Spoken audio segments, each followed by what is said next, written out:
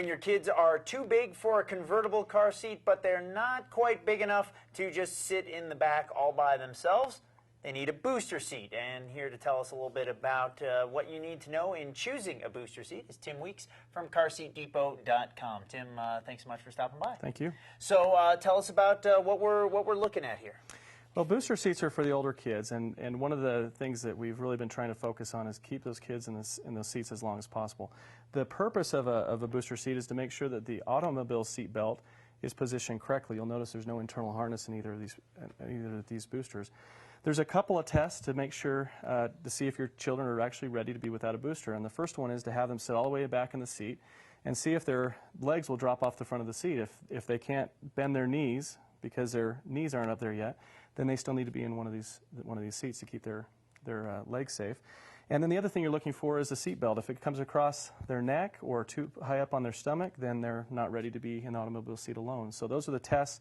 If they don't meet those requirements, then this is what they still need. This is the Compass booster seat, and it's a very good price point, about $85 on this model, so that's a very affordable price. And one of the features that all the booster seats have been working on is both the side impact protection as well as the adjustment. So here, the booster seat will grow as your child grows. Just a touch of a button, that comes up. And then one of the really important things that with this size, you know, the kids when they're younger, it's not as important that they love their seat. In this case, they're old enough to have an opinion. They need to love it. So features like this, where the cup holders pop out, in this case on both sides.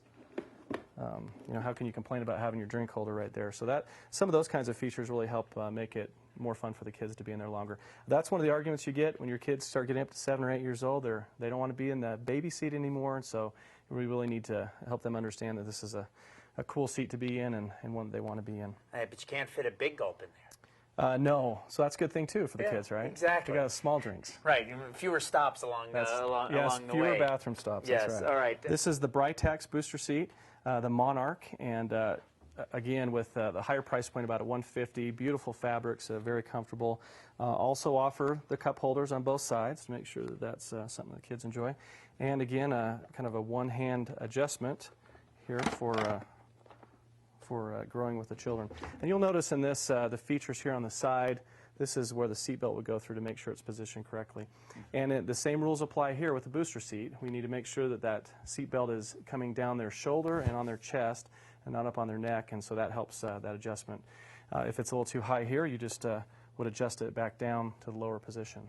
And again, as you know, when you get kids this age, if they have cup holders, that means they're also eating and drinking and doing all sorts of other things in the car. These easily cleaned?